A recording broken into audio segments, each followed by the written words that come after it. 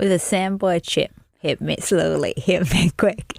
Welcome back to another episode of Punching Sideways. This one, well, I wasn't excited about it for a while. You never but are. Josh, you've been so excited that I just can't help but sort of get on board because you've been talking about this person. That's not right. The more excited other people get about things, normally the less excited you are. This is true because if it's not my idea, I don't necessarily get around it. Wow, until the truth has finally come out. You've just heard truth, people. Truth bombs here. Corinne Grant. Yes. Why? Corinne was the first funny person that I'd ever seen live. She gave my end of year speech in year 12 and she was very funny, even though in a very, sterile environment, I guess, being a school hall. And she's also from my hometown, Corryong, not exactly the home of comedy in Australia. And she had a really big comedy career in the 90s and mid-2000s and went into TV and stuff like Rove, and she did the Edinburgh Festival in the UK. She's done a lot of great things in comedy, and now she has this awesome career beyond comedy, which I think is what kind of made her jump out to me as someone from Corryong. Yep. Because everyone from around there kind of knows she had one life, but not a lot of people probably know about her life beyond that. It's the second life that I'm interested in. Yeah. Gives me a bit of inspiration. It does. Should we find out a little bit about it? Let's do it. Corinne Grant, comedian, entertainer, and now lawyer from Corryong. Let's do it.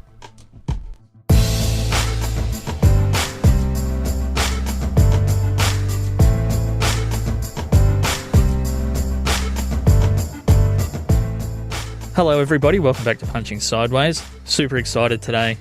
Got someone from Corryong. People probably do know you, particularly if they're from Corryong. You're one of our celebrities, I guess, one of the people that made it out of there and did well. So Corinne Grant, comedian, author, TV host, and now lawyer, which I know that we're pretty fascinated by that last part. So welcome, Corinne. Welcome to Punching Sideways. Thanks for having me, Joshua and Mel. It's very good to be here. Now, Joshua or Josh? Well, I never used to be okay with Joshua, which I think holds constant with all Joshuas, but now I don't care. Now I'm in my 30s. My grandmother called me that as a kid when I was in trouble. Now I just feel like I'm always in trouble. So I'll go with Josh, and unless you say something that I don't like, and then I'll Joshua you. I'm just usually like, or you. Yeah. Or something or like you. that. Yeah. Okay. Something like that. I think there's actually a statue of you in Corryong, isn't there, Corinne? That's the man from Snowy River. We look nothing alike. It's either that or that small dog, which is not particularly flattering. There's a small dog there. Are you calling Corinne a small No, dog? I thought you were. That's the worse. So, Corinne, we're obviously already on the Corryong tangent. So, I mean, you've had this great career, and we'll probably get on to that. But just with Corryong, I've heard you talk about it a little bit. For people that don't know, what's your memory of the town growing up? Because you were kind of in that generation, I guess, just before me. And I think you actually did my year 12 end of year speech in 2000, which I'm not sure you've done any other speeches up there, but you were that person. What are your memories of Corryong? And I guess when you think about it now, has your thoughts about the place changed? I think Corryong's a different town now to what it was when I grew up there. So I left when did I finish school? High school, either 90 or 91, I can never remember which. And, I mean, that's 30 years ago. So the town has changed a lot since then. I mean, there's the internet now. There wasn't when I was growing up. We had 2AY, and that was it, the radio station, if you remember that. Yep. That was the extent of our connection with the outside world. We didn't even have Channel 10. But my childhood was, when I look back on it, it was really quite idyllic. You could get on your bike and ride down to the creek. You'd have to carry a stick with you to scare off the snakes, but you could kind of tell kids that nowadays. They go, didn't the police arrest your parents? I go, no, you could get on a bike and just go for the whole day when we were kids. Yeah. There was a pine forest that we used to go playing around in. Do you remember the pine forest, Josh, or were you a bit too young for that? So I guess this is probably a good chance. Just you didn't live, obviously, in the township itself, I'm assuming, if you were going to creeks and pine forests. Yeah, we were in town. Okay. Yeah, we were in town. We'd just get on our bikes and ride for 10 kilometres and go to the creek. I don't, but there's a couple of pine forests around there. Plales Hill used to be nice. a pine forest. So we would go up there, my best friends Lara and Virginia and I, and we'd play in the pine forest and pretend we were in an Enid Blyton novel and, talking to fairies and so forth. It was really quite idyllic. It was great. It wasn't until we got older that, there wasn't much to do. But you made your own fun. There was a pizza shop. There was the man from Snow River's grave. I mean, okay, that was it. But, you've listed off the big two there, so. Yeah. I went up there, was it a couple months ago? We went up there for a different thing, Josh. And I still think it's like stepping back into the 1980s when you go up that main street. Well, that's better than what it was when I grew up, which was like moving back into the 1950s. So it's come forward. Yes, it always stays exactly 30 years behind. So yeah, it's a very idyllic place. It's probably the pace of Corryong is something that when you come back from a faster paced location, like Albury's pretty slow paced, but if it's a Melbourne or somewhere, it can feel like it's just gone into slow motion. But the older I get, I think the more I appreciate that about the place. Absolutely. Yeah, absolutely. I agree. And there is a generation of a younger generation up there who's trying to reinvigorate the town as well, which I don't think was around when I was a kid, or maybe it was. And what I call a younger generation now is what I considered to be elderly people when I was a kid. But there are, there's a really enthusiastic community out there who, helps out with the Man from Snow River Festival and all of those. I think there was a Ute Festival up there for a while, beautifying the town and so forth. It's a really great community.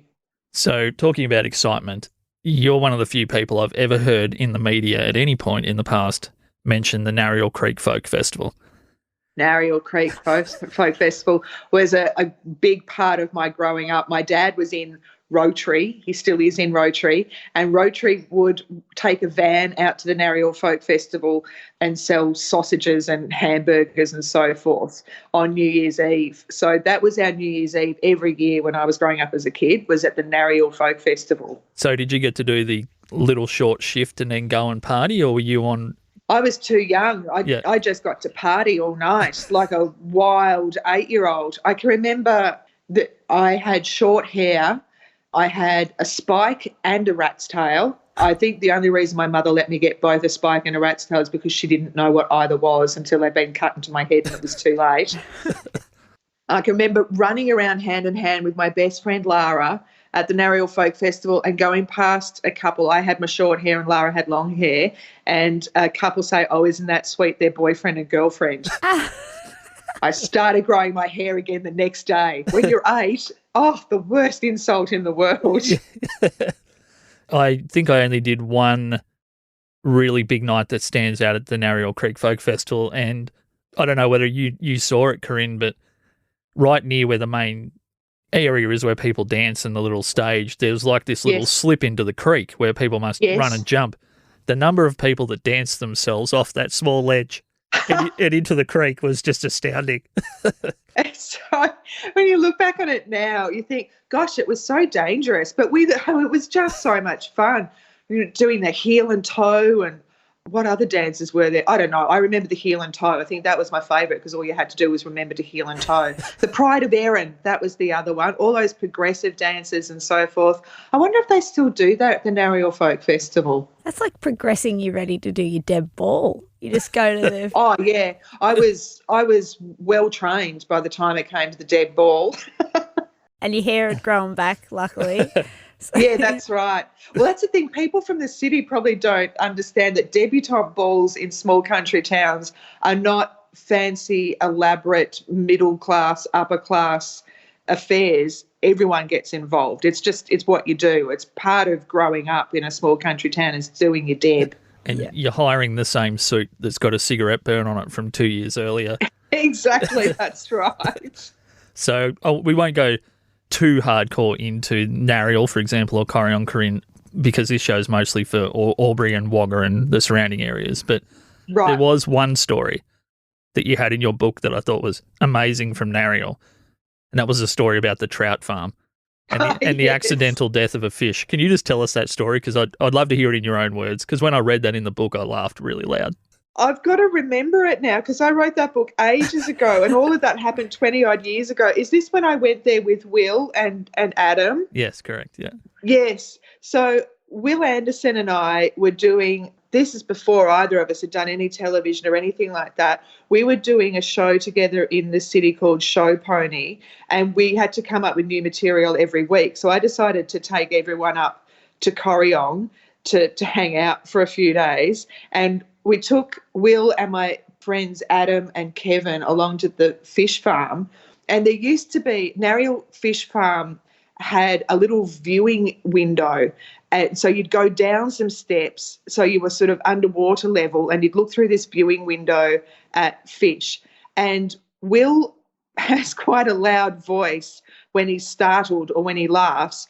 And this fish shot into view, and he screamed so loudly that the fish floated up to the surface. It went belly up and it floated up to the surface.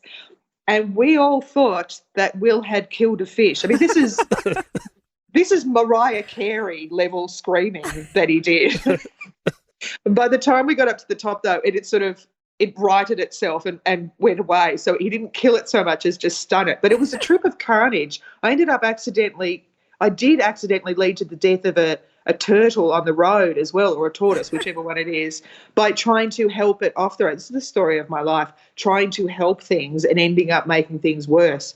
So I pulled over because this tortoise was crawling across the road and I thought I'll get it off, and I just startled it onto the other side of the road and a car just ran straight over it. So the lesson from that is, if you're in trouble, please don't ask me for help. If you like us, like I like us, get onto punchingsideways.com, give us a bit of a likesy, have a bit of an exploration around, and maybe buy us a coffee.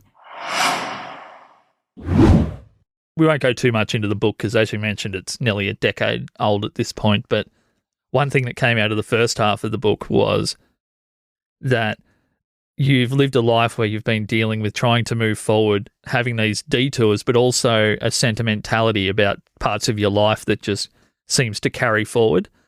Yes. And yeah. Looking back now, as someone that's maybe moved a little bit out of media and is in law and you're a more mature person, how do you find that sentimental kid or teenager or 20-year-old now, looking back? Yeah, it's really interesting because I think one of my eternal regrets is calling the book Confessions of a Hoarder, because at around that time that hoarding show came out. So we grew up with the word hoarder just meaning, a bowerbird, people who just keep a lot of stuff. But all of a sudden the term became pathologized and medicalized, and everyone was deeply concerned that I had, a proper psychological disorder, and I lived in a house where you had to bury through a tunnel of newspapers to get to the kitchen. But when I talk about hoarding, I talk about the low-level stuff that most of us do, especially in the country because we've got the room to do it. And I think the only reason that I don't have that same attachment to things now is because I did that deep process of getting rid of things and really examining why I was keeping hold of them. So I don't know whether it's an age thing so much as it's a habit that becomes a part of your identity if you don't nip it in the bud. So, I would hold on to, I think in the book I call them psychological booby traps. Yeah. Half-finished projects that when you pull them out again, you're just left with a sense of shame that you spent that much money on, $150 worth of wool because you were going to knit something and you knitted one square and gave up. And that I did do. I'm sure I'm speaking to a lot of people who've done the same thing. Or old programs from funerals and so forth. You don't need to keep those things. And it was only going through that process really thoroughly of getting rid of them that I've learnt now to let go of stuff much more quickly. Stuff brings on a meaning that it should never have had if you let it sit in your house for too long. So if you get rid of things quickly, you get rid of them. If you let them sit around, you go, oh, I remember that top. I wore it to Barry's 40th 20 years ago. Oh, gosh, wasn't that a wonderful night? Whereas if you got rid of the top, within a year, you'd still remember Barry's 40th. You just wouldn't have this attachment to the top. Or maybe, depending on how much you drank, maybe you would never remember Barry's 40th in the first place. But yeah, so a long-winded way of saying that I think I'm exactly the same person that I was back then, as much as anybody is as time moves forward. But I've learnt to nip a sentimentality in the bud earlier rather than later. But it's not too late to do it at any point in your life. Wow, that's good. So just one last thing on that. I know when I go home to Corryong that I think it was that when I was an early creative person back then trying to play music, in the country there's not a lot of distraction, so you imbue things with so much more meaning because it might be the only thing you had to do for a whole summer. And I had this old guitar amp and this old guitar that lived in a cupboard that I'm never going to touch again, and no one can play it because it's that old and it's broken. Yeah. But I thought, that was when I broke up with that girl coming home from second year of uni, and I wrote probably the most songs I've ever written in a 3-month period, just fueled by grief or anger or whatever it is in retrospect. And I was just wondering, as a creative person that grew up in that small town, do you think that that's something that we maybe do as people that grew up in little towns, that we put so much meaning into things that people with more options might not have? I think it's also just about having the space. So you've got the space to keep that guitar and that amp. Yeah. There are sheds full of crap in the country because you don't have to get rid of it, right? You don't actually have to face getting rid of something because there's always space to keep it. Yeah. And again, you kept it for so long, you don't have to get rid of everything as well. Like, you could keep that guitar and the amp if you got rid of, a whole lot of other stuff. But then again, you may not want to keep the guitar and the amp because you've got the songs. That's just the farmer mentality, isn't it? It's like, I might need that one day. Yeah. That's exactly when what I it is. build that shed, that bit of steel will be useful and I won't have to buy it. That's right. I mean, hoarding is not just about teddy bears and old guitars and photographs and stuff. It can be a whole Massey Ferguson combination harvester. Yeah. The spare part that you might need. Yeah, that's right. 10 years down the track. The 5 motorbikes with a wasp nest in the exhaust pipe. Yes. Oh, man, there is not a shed in Corryong that doesn't have an old motorbike with a wasp's nest in it. I'd go on a little video tour and see how many we can find. Yeah. See, I read Confessions of a Hoarder with you and think that you're hoarding careers. Hoarding careers, yeah, that's right. Although I let go of them as I move on as well. I started off doing nursing. I lasted 1 year at that. Then I did drama. Then I did comedy for 20-odd years. And I still do a bit of corporate MC work as well, which is, awards nights and so forth for banks and telcos and, organisations like that. So I do a little bit of that still on the side, and a bit of charity MC work as well, but no more stand-up. And yes, now I'm a lawyer. So I changed careers when I was 39, which is a great time to do things. It's a really great time when you've got a mortgage, to go back to university and start again and get a HECS debt in your 40s. I highly recommend that. I'm impressed. I said to Josh this morning, I said, it makes me so impressed that you did that then, and it sort of gives you a bit of hope that it's never too late, without sort of drawing point on your age or anything like that. Had you always wanted to do law and just thought it was either unattainable, or you got to this path through experiencing other things through comedy and the other options that you had put in front of you? Yeah, so when I was at school, I had the marks to get into law, and I'm pretty sure it was Richard Hubbard, the school teacher Richard Hubbard, who was horrified that I did not put down law as an option, and he was saying he was adamant that I should have, and I was wasting my time by not doing that. But at that stage, when I was 18 years old, I thought law sounded really dry and dusty. It was wearing a suit and carrying a briefcase, and it just wasn't for me at all. And then fast forward 20 years, where I'd pretty much done everything in comedy that I wanted to do. I'd been in a movie, I'd been in television shows, I'd toured around the country, I'd performed in China and the UK and Edinburgh and Ireland, and I'd done everything that I could think of, and everything was starting to feel a bit like Groundhog Day. I was just doing the same things over and over again. I wasn't really feeling like I was extending myself any further. And I'd got myself really involved in human rights advocacy, especially for refugee families and people who'd come to Australia seeking protection. And I wanted to do more in that space. And a very dear friend of mine who is a lawyer and works in that space said, "Why don't you do a law degree?" And I said, well, that sounds hard. That sounds very hard and time-consuming and expensive, and how could I possibly do a 6-year degree at my age? And he said, no, it's postgraduate. You can do it in 3 years. And I said, oh, well, 3 years is doable. That's not the end of the world. And then I said, can you work while you're doing the law degree? And he said, yes, of course you can. There's time to do both. Well, that was a lie. It was the most intense 3 years of my life. I've never had so many sleepless nights. Like, I don't think I pulled that many all-nighters even when I was in my 20s, when I was going out and having fun.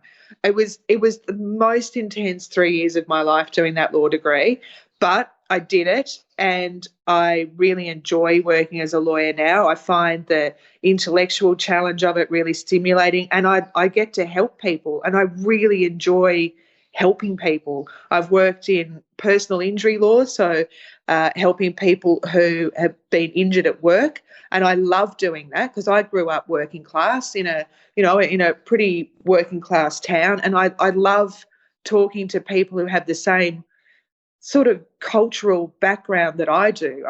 It was really, really rewarding to be able to assist people who reminded me of my friends and my family. And with the refugee work, it's really rewarding and that's a pretty hard area of law because you get more losses than you do wins in that area.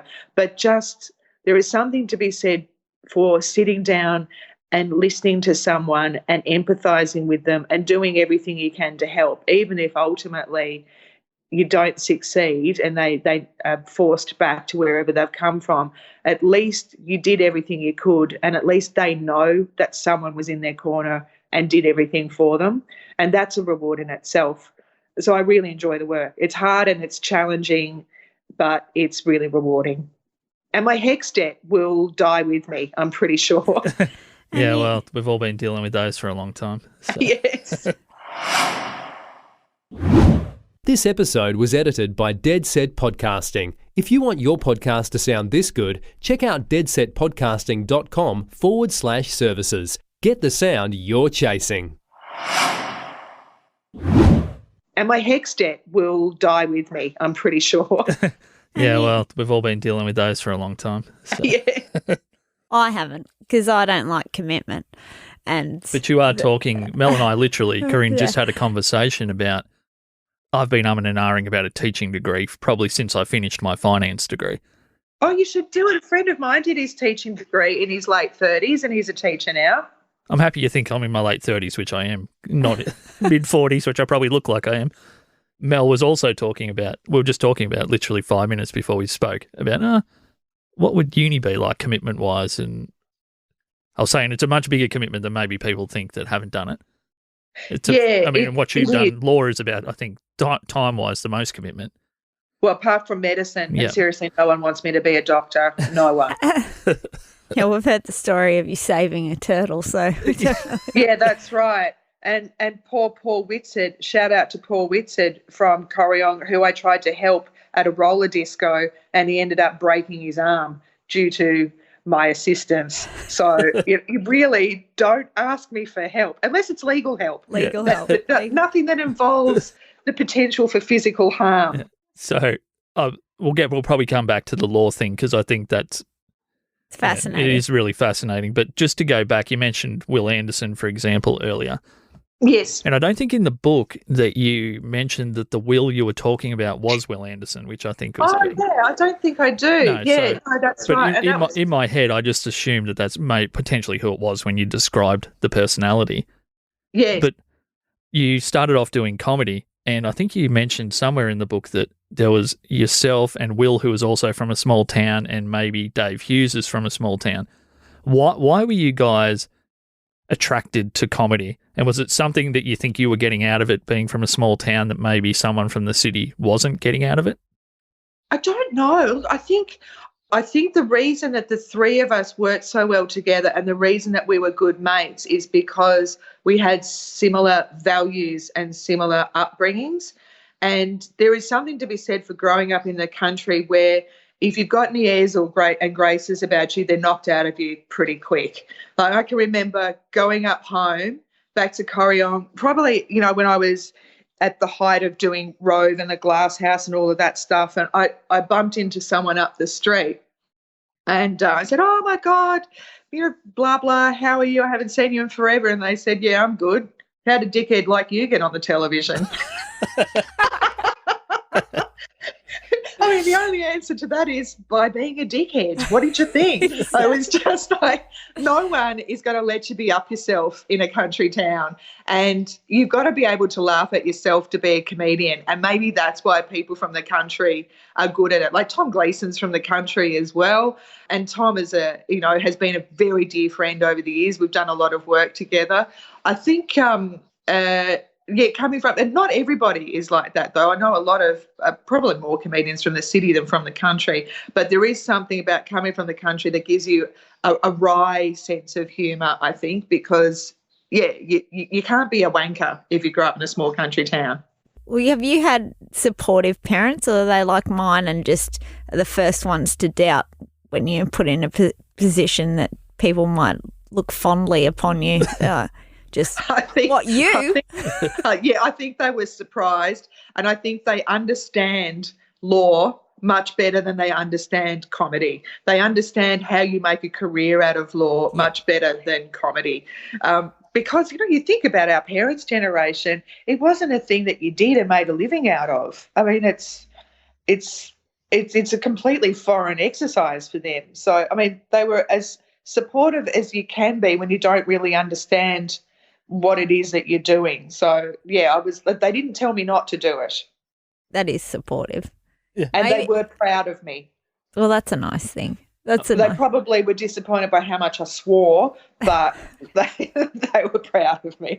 Did your dad, do you think, use you as a bit of a name drop to get more people to buy Rotary sausages? Or I don't know. Like, did he? I mean, I hope he did, because it's for charity, but I can't imagine that anyone would have given a crap. I'm Corinne Grant's father. Will you buy a sausage? What?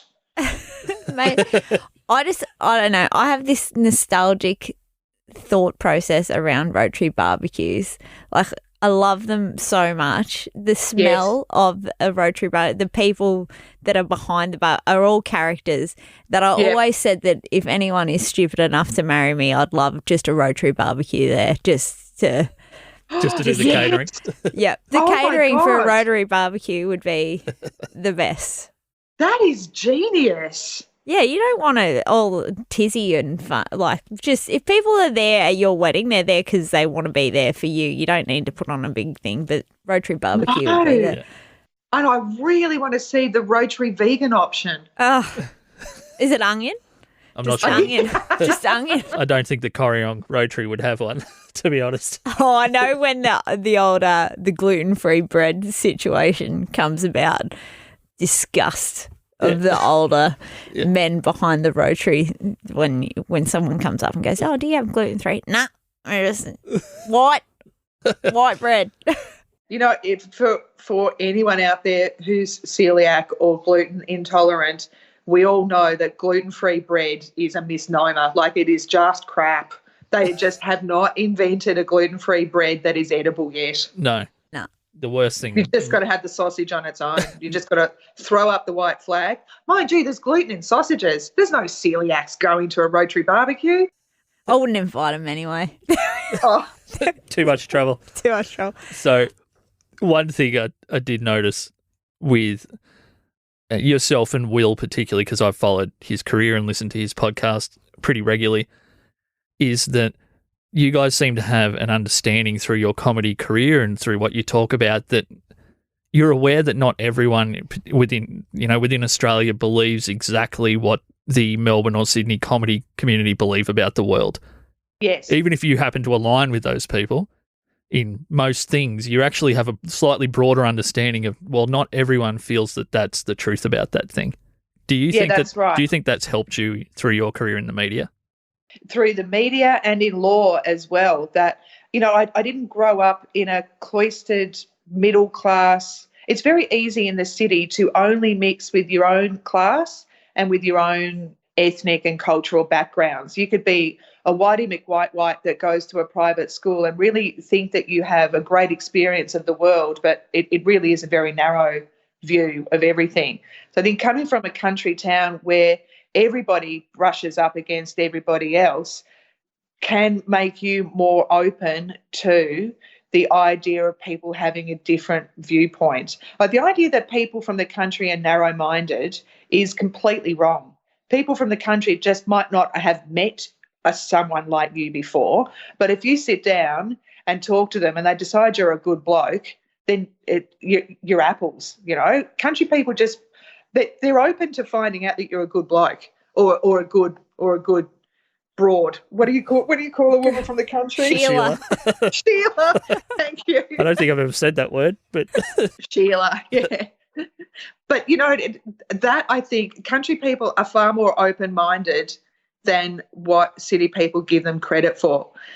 Just because they may not have the same level of diversity in the country doesn't mean that they're not capable of understanding it. And you know what? There's the internet now. I challenge you to find a kid growing up in a country town who isn't as knowledgeable about pop culture and what's, the zeitgeist now, Black Lives Matter, all of that kind of stuff, as any kid in the city.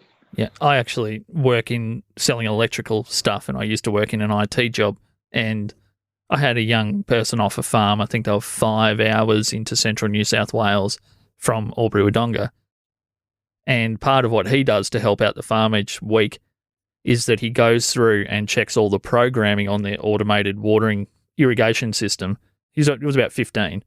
Yeah. And to check that their wireless satellite internet was all working correctly, and that all the wireless links between their their grain silos were all working correctly.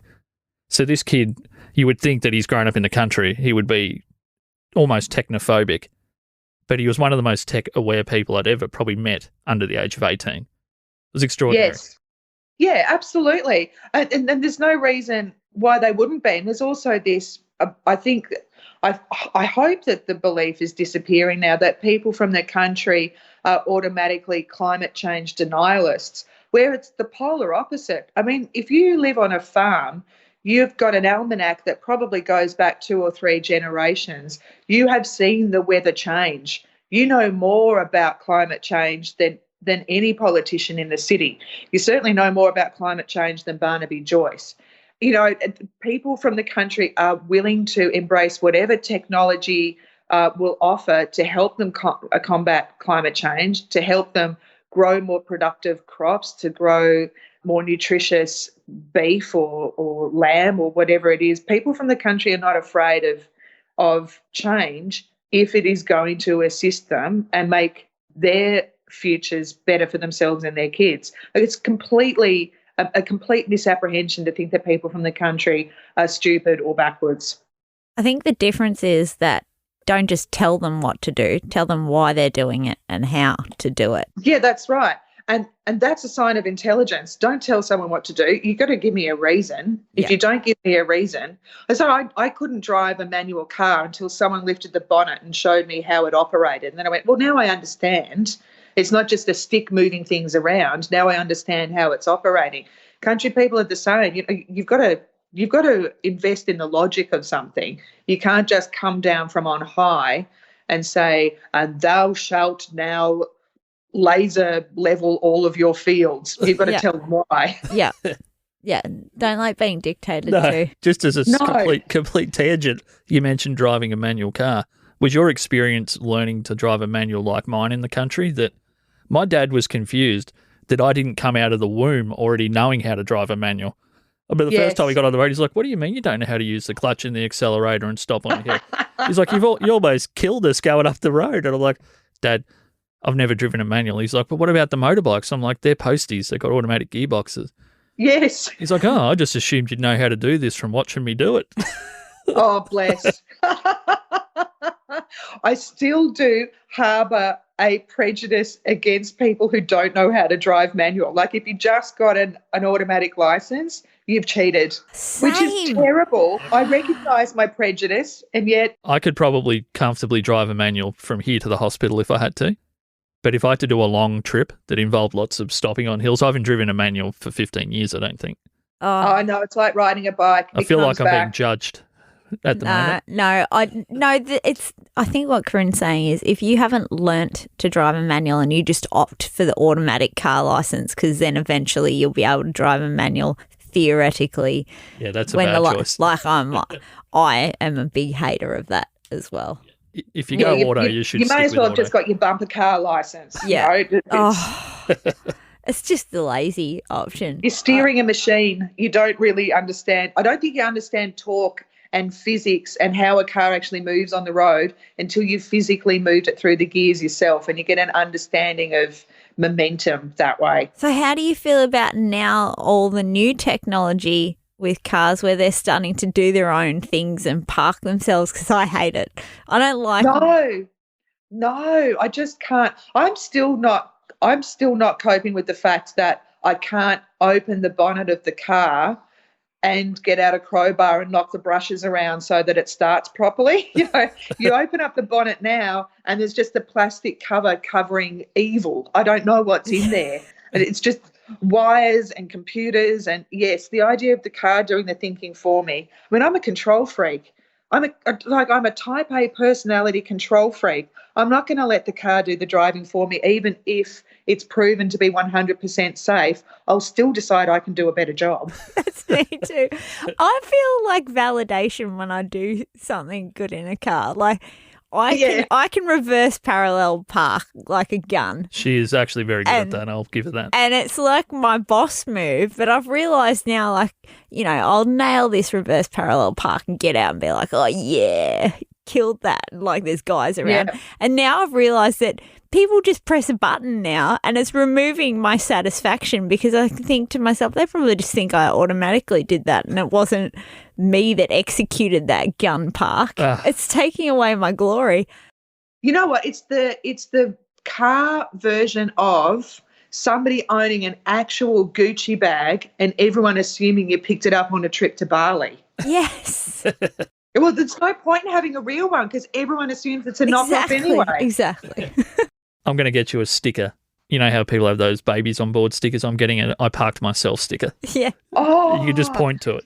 That would sell like hotcakes. You should do that. Yeah, I think the fact that your car's probably of the older generation, Mel, might give away the fact you parked it yourself. Still. Right. So are you living in a world of denial that people would think you've got a fancy car when you're actually driving but I know like a 2002 Toyota Corolla or something? It's an 06 Honda Civic, thank you very much. Yeah. it's a little bit.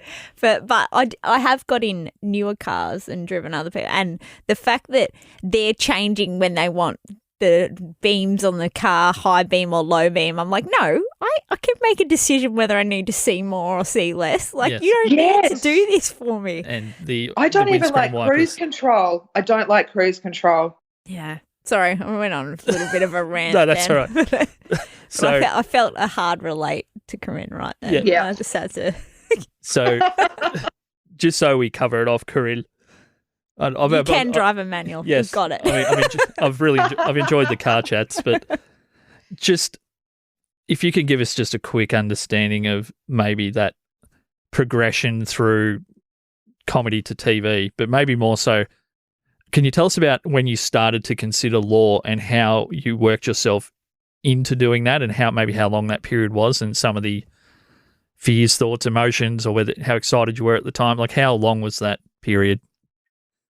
I think there was a period before law where I was dissatisfied with comedy, and I think I started to realise that I was dissatisfied with comedy when the world of comedy started changing. This is when we first start looking at things starting to move online, and your first lot of YouTube stars were starting to exist and that kind of thing. And I thought I should get onto that. I should start doing some of that stuff. and I just couldn't be asked. And I thought, well, that's not a good sign. And then I ran away to France for a few months. I'd always wanted to spend some time in France. I'd always wanted to learn. Ever since I was a kid, I just thought it was the epitome of everything. Just, I think coming from a small country town, the idea that overseas actually exists and you can go there was as exciting to me as people going to the moon. So the first time I flew into Paris and I saw the Eiffel Tower, I cried. It was just so exciting to think that this place actually existed. And so I went and lived in France for 2 months and learnt French. And then I came back for about 3 months and I went, nah, I'm going over there again. And so I lived there I lived in a town called Lyon in the south of France for another 2 months. So both times in Lyon. And I realised when I was there that I didn't miss comedy at all. I really didn't miss it one little bit. I didn't look at what other people were doing and get jealous or think, gosh, I should be doing that, or I miss being out there with them. I didn't miss them. I didn't miss it at all. So I came back and started thinking about what could I do that would be fulfilling? What new career could I pick that would be fulfilling? And I thought, okay, well, what do I like about comedy? And what I liked about comedy was having projects that had a start and a middle and an end, doing a festival show or doing a television show or going on a tour. There's a definite end to it, and that project is done. You can say, look at what I've achieved, look at what I've completed. So I enjoyed that aspect of a working life. I liked working with people. I liked working with really passionate people and feeling like what I was doing mattered. So it was trying to find a career that ticked all of those boxes. And that's when I started thinking about how much I enjoyed the charity work, or volunteer work, I should say, I was doing in the refugee advocacy space. So I was, for 20 years, had been an outspoken, long before it was cool to be a refugee advocate, back from like 1999 onwards, I'd been a refugee advocate doing shows that were designed to educate members of the public and school kids about what it was really like to be a refugee, what it was like to come from those countries, to travel by boat, to land in Australia, to be in detention, to emceeing charity nights and so forth. And the more of that I was doing, the more I was bringing people onto stage who were making a real difference in that space and really changing government policy, changing the law. We're doing something really concrete. And I thought, I feel like I'm standing on the sidelines and I would like to really stick my fingers into this and make those changes myself. And that is when, as I was saying before, my friend said to me, well, why don't you do a law degree? And law does tick all of those boxes for me. I'm surrounded by people who are really passionate. You work on a project, it's a case that you're working on that has a beginning, a middle and an end. Often the end can be years in the making. It can take a long time before you get there, but it has all of those aspects to it that I was looking for. And it's a real intellectual challenge as well. So that's how I got into law. So I would suggest to anyone who's looking for a career change, don't look at jobs first. Look at what you enjoy and what gets you up in the morning and what kind of work environment you want, and then find the career that ticks those boxes. Solid. Did you consider anything else? Was there anything else other than law that you thought at the time might tick off those boxes? I did go through entire university course offerings to see if there were any other jobs. I did think about teaching, and then I thought, no, I swear too much to be a teacher, and I can't do that.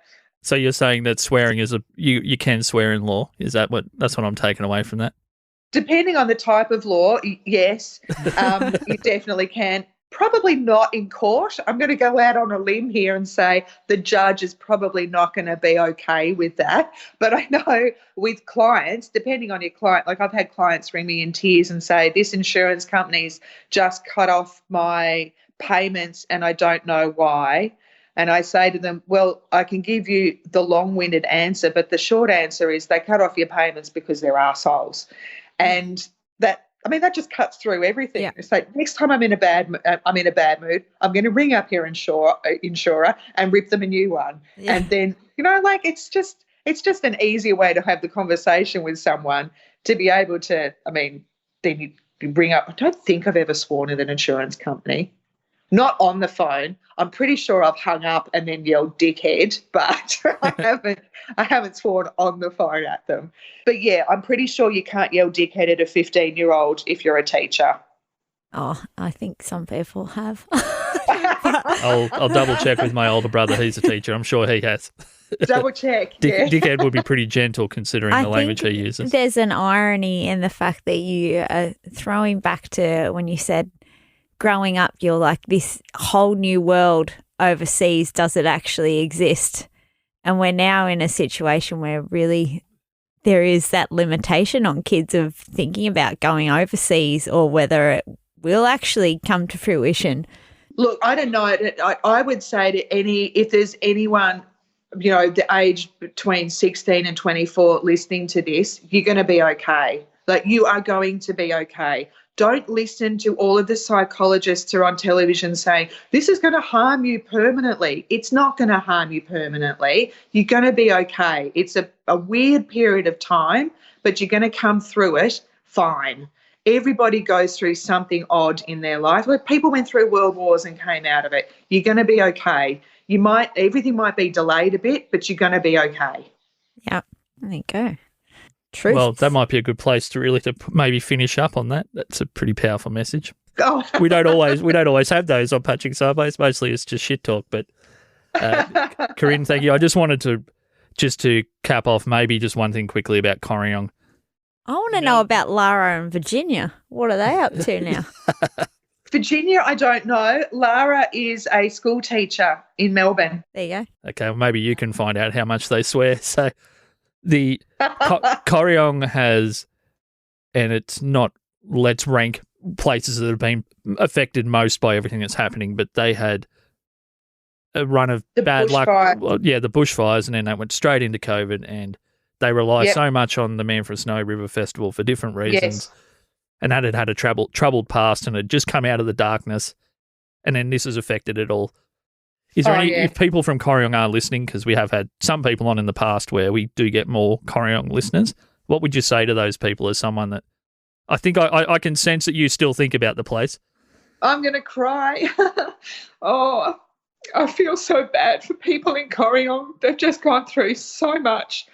But the one thing that I know about people from Corryong, and, I'm involved in a few Facebook groups, is how resilient people up there are and how much they come together as a family.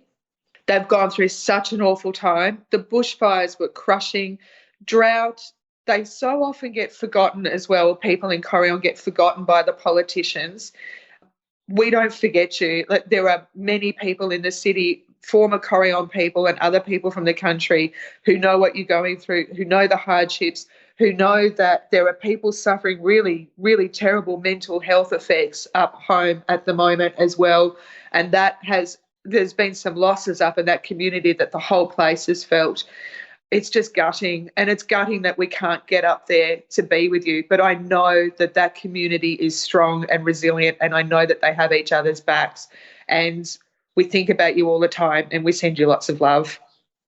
Oh, Thanks, you. man.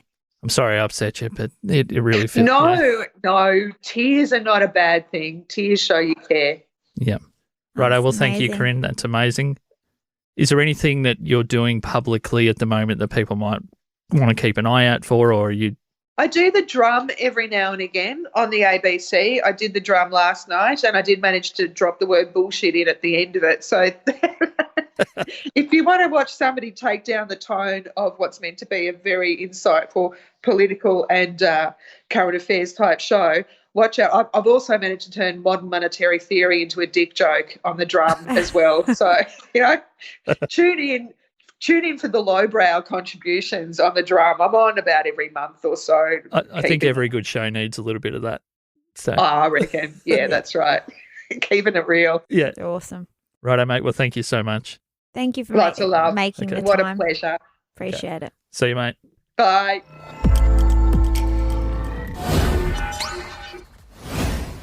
So are you going to become a lawyer, Mel? Have you been inspired? I actually have been a little bit inspired.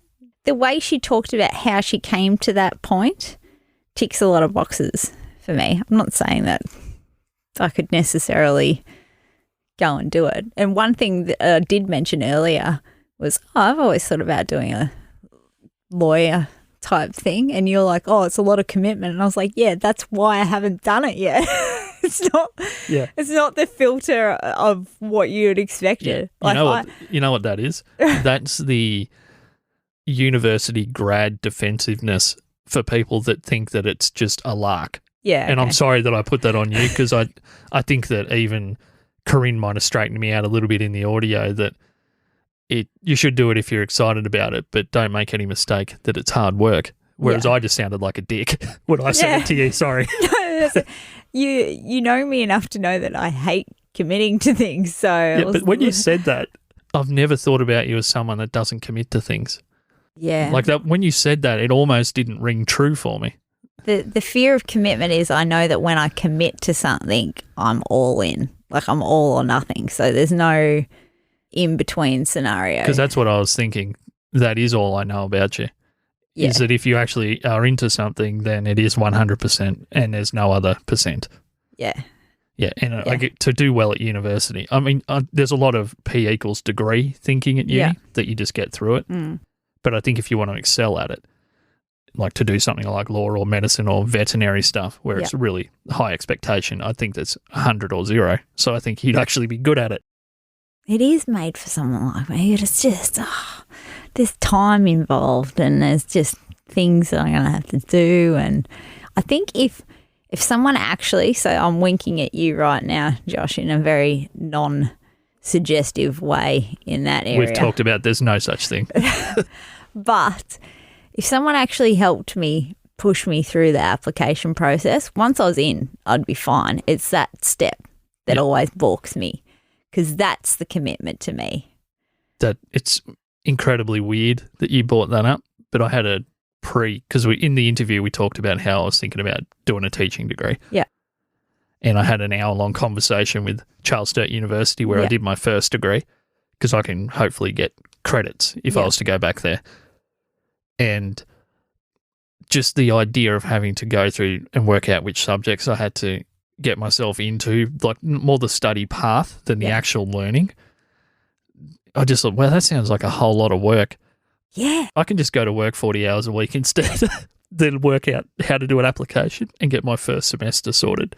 That's the roadblock in my head. That's my roadblock for sure. if I was accepted in, I'd just be like, oh yeah, cool. Bring it. Yeah. I'm there with you.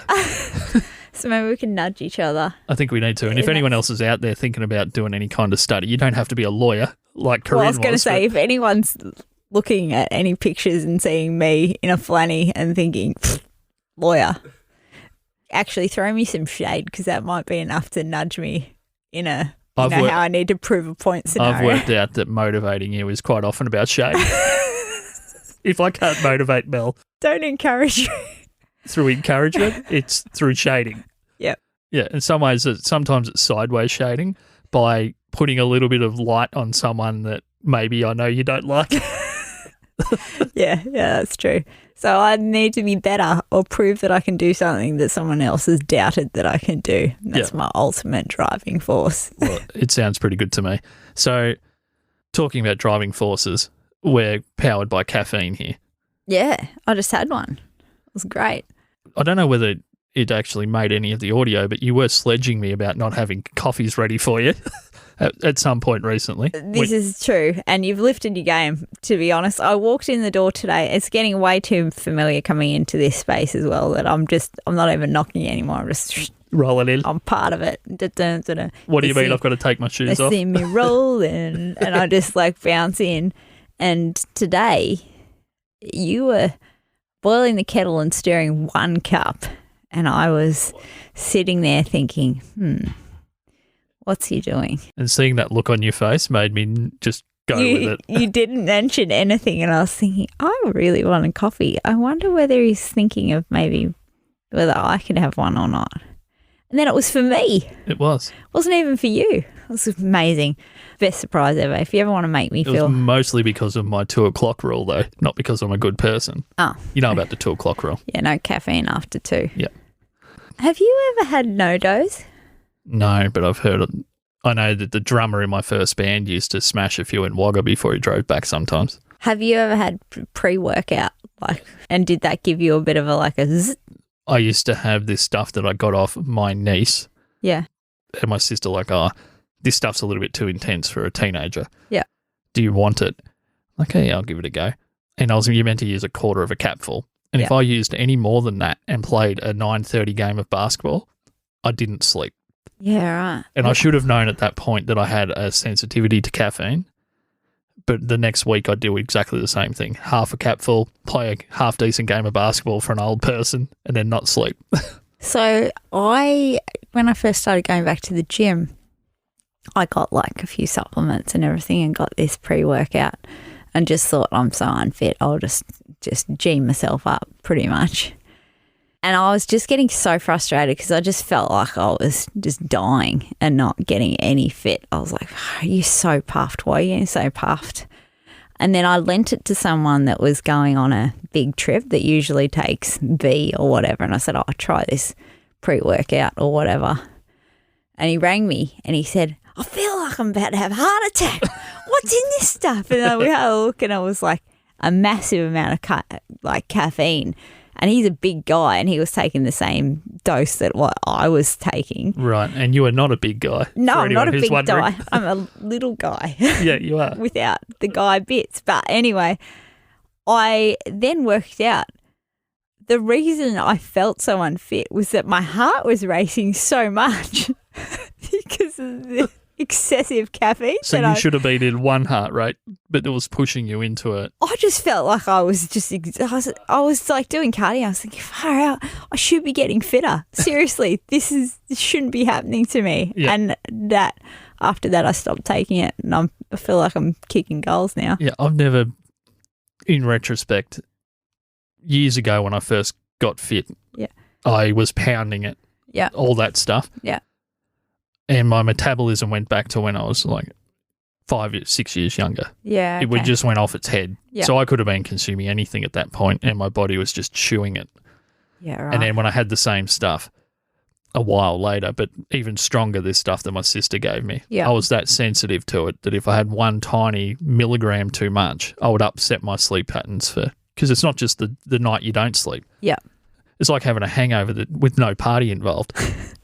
Well, this guy has done some long form trips and I've lent him stuff in the past, but he's too scared to take it now. Like if he's had a V or something. He doesn't know what you're dealing him. He's just like, no. And it's all white powder as well, which so is why great. does he take it just to make you feel better? Well, like if he's going for a long trip, usually he's one to have no-dose and stuff like that. So it's just like, I've got this. You can just keep it in your buffer. And he goes got a bit scared. After last time, don't think I can do it big like you, and just made his heart go whatever that means, probably short-circuited. But caffeine for me, back to caffeine, I'd love a coffee because coffee does the opposite to me. I find it very relaxing. I was going to ask for someone that just was talking about it upsetting you. You do consume a few. It relaxes me. So if I had a coffee in the evening, it doesn't do what it would do to you. It just is a warming. Yeah. Like I don't know, Mel, whether a single coffee would keep me awake. Yeah. But I've got to the point where I'm so protective over that sleep quality. Yeah. Because I've always been anyone who knows me, particularly family, will know I've always been a crap sleeper. Same. It takes me ages to go to sleep. I can get woken up a lot. And sometimes I'll just wake up super early and I can't just do what a lot of people do and just go straight back to sleep. I'm just awake. So I have to be super vigilant over any stimulants. Yeah. Because I know when I have a Coke sometimes, instead of having a beer when I go out for dinner or whatever, even that I can kind of feel pushes me half an hour later into my night. That's interesting. The vigilant word just brain tweaks me to my dad's references all the time when I'm working with him. To be vigilant. It's all about me. You turn up and your hand's already shaking from too much pre-workout. He's just like, vigilant. Got to be vigilant. Get your hand out there. Got to be vigilant. Like if there's any accident or anything, it's just me. Vigilant. I was vigilant in the dairy.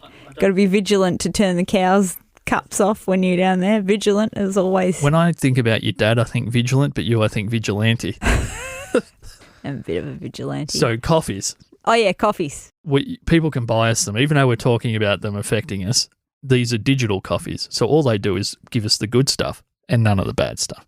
Pretty much they just fund the electricity to pay for this so you guys get to listen to it. Pretty much. It's almost like it should be called buymeamilo.com. Yeah.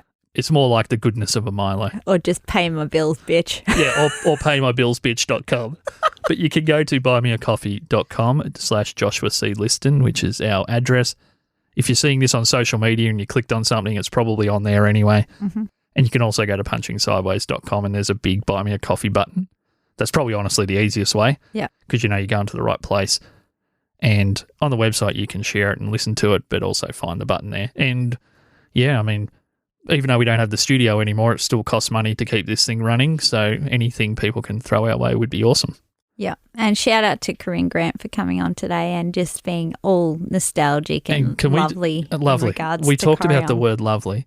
I'm putting this out to the audience. That was the vibe I got off it. She was funny and a great storyteller, but I just walked away thinking, geez, that was a lovely person. Yeah. And I want to know from the audience, is that pejorative? Is that not a nice thing to say? Does it, I don't know, deflate someone's character to call them lovely? I don't think so. I think I'd rather get your called your lovely team than babe. Yeah, so you're team lovely. I'm team lovely. I'm team undecided. Okay. Righto, guys. Punchingsideways.com. Thanks, Mel. Laters.